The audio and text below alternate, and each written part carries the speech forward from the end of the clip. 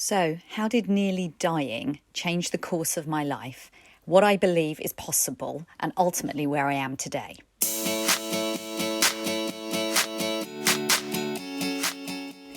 Okay, let's get real. So, I'm like over 20 episodes into my podcast now, and I realised that what I haven't spoken very much about is the full extent of my story and what's brought me to where I am today, building my business as a heart-centered business coach, what it is that's driven me, and really what the twists and turns have been in my life that have created exactly where I am now. And I always think to myself, is it really all about me? How can I help? How can I serve? And between you and me, this is what we should all be thinking when we're doing anything for our business. And I realised that actually it's not just a need to tell my story for the sake of telling my story, but for two other reasons. Firstly, it's that we are all the sum of our stories. And this is absolutely essential. Right? When I work with clients, particularly one-to-one, one of the first things I do is revisit the stories of their life with them and go through how those stories relate to what they're doing in their heart-centered business, why they have a sense of purpose in their particular niche or specialism, what's led them to potentially be in a position to become that expert, become that authority. And I truly believe it is always rooted in their stories. So bear this in mind, because I'm totally making a podcast episode about our stories in the very near future, which if you're thinking that's resonating, you must make sure that you subscribe so you get that delivered straight into your podcast list when it drops. But in the meantime, also when it pertains to my story, I realised that by sharing it, there might be some elements of it, although not in the details and specifics of what's happened in my life, but in the lessons that I've learned that could serve you and could help you also learn from particular episodes in your life that can boost you and push you forwards rather than pull you back. So here goes. Okay, so my story today is going to begin back in February 2004. I was pregnant with my first daughter. She's now 17, beautiful young lady, really smart, motivated. I couldn't be prouder. But back then, on the day of her birth, she caught me by surprise. She was a couple of weeks early, which is unusual for a first baby. And I had this vision of the perfect birth. And this vision, this plan I had laid out, I'd written it down. It was going to be a water birth. It was going to be beautiful and natural. It's become a very popular way of having a baby, to do it as naturally as possible. And I absolutely wanted that. And being somebody that loves control, it was really important to me that this took place. I don't know if you're a mum yourself, then you've probably been through this experience where you map out your birth plan and you share it with all the relevant people and you make sure that you're going to be advocated for and so on, because it's such an important part. And I had done all of that. But on this day where we rushed off on the early hours of a Sunday morning to the water birthing centre, it did not go to plan. Quite frankly, it couldn't have gone further from plan if it had tried. So avert your ears now if you're not into birth stories. But if you are, basically, I was so lucky at that point because they said, you know what, you're ready to push. This is incredible. You've only just arrived. And I thought, bingo, I have hit the jackpot. This is exactly what I wanted to hear. But yeah, a couple of hours later, nothing further had progressed. And they said, you know something, you're going to have to get out the tub. You're going to have to get in the ambulance and go off to the regular hospital.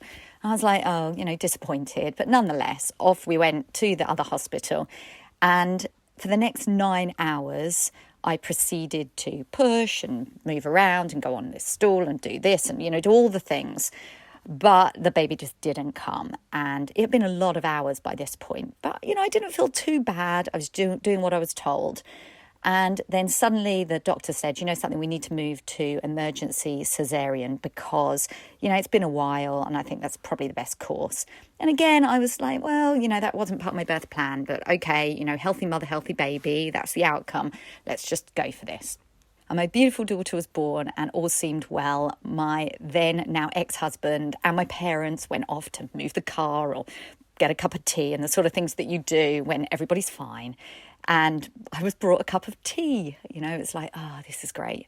And at that moment, I hemorrhaged really severely. I sort of didn't even realise what was happening, but sorry for the gory details, but the river of red was running off the bed and the doctor came running. She looked absolutely freaked out. She was just putting her jacket on and she came running over and she was literally just pushed me down flat and threw a piece of paper at me and said, I'm going to have to take you back into surgery, sign this. And the piece of paper basically said that I consent that you could remove my uterus and give me a hysterectomy if that's necessary. I looked at it thinking, are you absolutely insane? I'm 29 years old, I've just given birth to my first child. This is not part of my birth plan. I didn't even know that this was a possibility. This is not happening. And I remember that I actually signed it with like a different person's signature, like a scribble that wasn't mine. So, I mean, it makes me really emotional to think of that. It was like I wasn't actually giving consent, even though I had to sign it. But nonetheless, off I went to surgery. And the next day, when I awoke, many, many hours later, I was told that I'd actually nearly died in surgery. And I'd lost so much blood that they'd had to do the hysterectomy. And I was beside myself. It's like, perhaps you can imagine how that might feel. I felt like, how could this even happen? This is so far out of my control and even what I can conceptualize that I just was absolutely shocked. Unfortunately, the story didn't even finish there. I ended up in intensive care for 2 weeks because I had another bleed after that. And it turned out that the iliac artery, which is the massive artery down in your groin, had actually been worn away by the number of hours that I was in second stage of labour for. Anyone that's had a baby, although you might be in labour for a really, really long time, that's usually in first stage, just waiting to be ready to push. But when you get to second stage and you're actually actively pushing, most people will deliver within 2 hours, definitely within 2 hours. I know this because I became a bit of an expert in this afterwards. But I had been in that stage for 9 hours, which did quite a lot of damage to my body. I found out later that normally that situation only really happens to people who are in developing countries who can't access emergency caesareans or healthcare in the right amount of time, and often leads to maternal morbidity, which I became a near-miss statistic of, which, was very shocking to me. And so here I was, 29 years old, my newborn baby. Thank God she was well and nothing had happened that affected her in any way. But I was just changed. I had been a person that was full of confidence, just expected success, had been very successful throughout school and looking and getting a first job.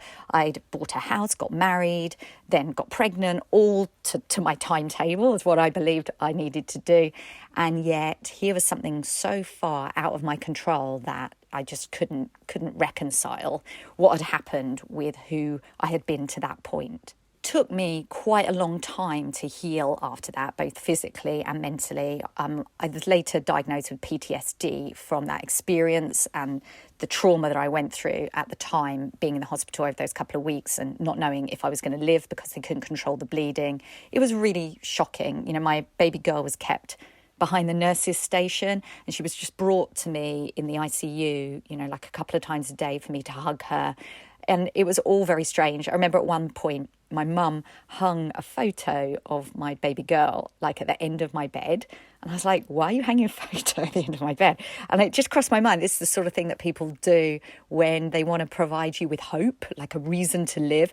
I thought, oh my God, she's absolutely bonkers. But in retrospect, I didn't realise how sort of touch and go it could have been at the time.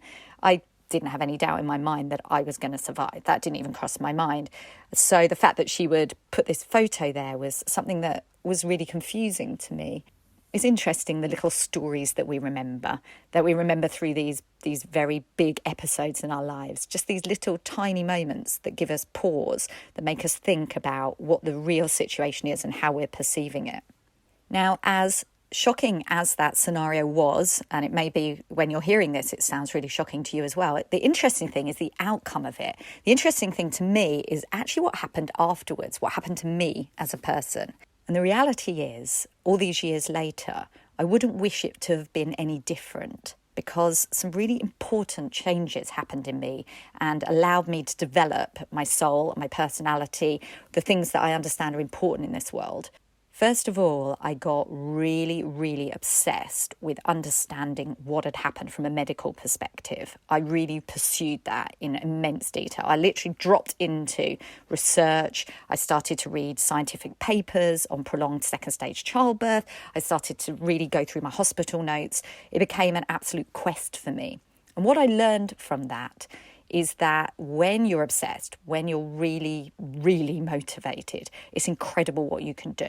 with no medical background whatsoever, just the drive to make sure that I worked out what happened enabled me to later manifest even the funds that allowed me to pursue my surrogacy journey and have my beautiful twin daughters born 7 years later in California.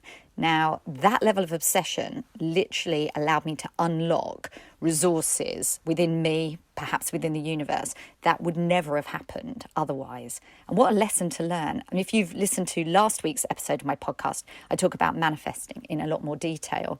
And I truly do believe that some of the things that I learned to do then proved to me that you can create anything in your life if you want it hard enough and you're prepared to take the action and you're prepared to just open your mind, be inspired and allow things to come to you. And that's exactly what was going on for me. As I became more and more obsessed about learning about the medical outcome, I also started learning about what I could do about it. And that's where I first learned that surrogacy would be a great option for me, gestational surrogacy particularly, because I'd been fortunate enough to keep my ovaries, which isn't always the case when you have an emergency hysterectomy. But I kept my ovaries, which meant that having a biological child in the future would still be possible, provided, of course, that I would work with a surrogate, because not having a womb, obviously that's not going to be conducive to having another baby without help. So as well as getting obsessed over understanding what happened medically, I became really obsessed with exploring surrogacy, and I started reaching out to people who'd done it before. I became a member of a really great online group and started mixing in communities of women who'd had hysterectomies after childbirth and women who were looking into what options they could pursue to complete their families. And as I got to know them better, I got to see success stories. And isn't that something? If you think about everything in your life, but particularly because this podcast is about building businesses, I love to draw the analogy. And this is true for me, is that as we're building our businesses, we model others. We see their successes. We see how they're achieving what they want and perhaps what we want too. And we start to know it is possible for us. It's not some incredible thing that only a select few can do. Anyone can do it if you want it hard enough and you're prepared to do the work that's required. And that was the outtake that I took as I started mixing with these women. And they were showing me that even though they were in the UK, they were traveling overseas, particularly to the States, and their babies were coming into their lives. They were accessing, as I would later do, the funds, the resources, the knowledge, the connections, all the things you need to actually have something happen that would otherwise feel impossible. And later, working with my life coach, I actually coined a mantra specific for myself, which was, I make the impossible possible. And whenever I doubt myself about building my business, I draw on that. And I say, well, I did that, didn't I? And if I can do that, surely I can make 100 grand this year. Surely I can go on to have a business that's worth $1 million. Surely I can go on and so on and so on. Why not? I just need to make sure that I'm repeating the same things that I learned then, which is really want it, really throw myself into it, really open myself to the possibilities and allow it to happen for me. Well, that's part one of diving into my personal story. I'm going to share more about the surrogacy journey that happened in a future episode. But in the meantime, if you're interested to hear a little bit more, you can listen to the episode just before this, if you haven't already, when I share a couple of the stories that were absolutely incredible during my surrogacy journey that brought my twin daughters into this world 10 years ago. So let's draw out just a couple of key points here. First of all, if you want it badly enough, you can have anything you want in this world, no matter how impossible it might feel right now. Secondly, you've got to become obsessed. You've got to really want it. It can't just be it would be nice. It's got to be something that is in your heart, is in your vision, and it's a must in your life. And thirdly, you've got to take the steps. You have to take the action. You have to feel inspired, and you have to allow it to happen for you. Let's keep sharing our stories. Let's allow them to resonate and help those people that we want to serve. If this has helped you, I would love to hear from you. You can contact me in my DMs on Instagram at iamjo.ingram. And as usual, I'm going to ask, please do share this podcast with anybody who's growing their business for the first time that will find the content useful and drive them forward too.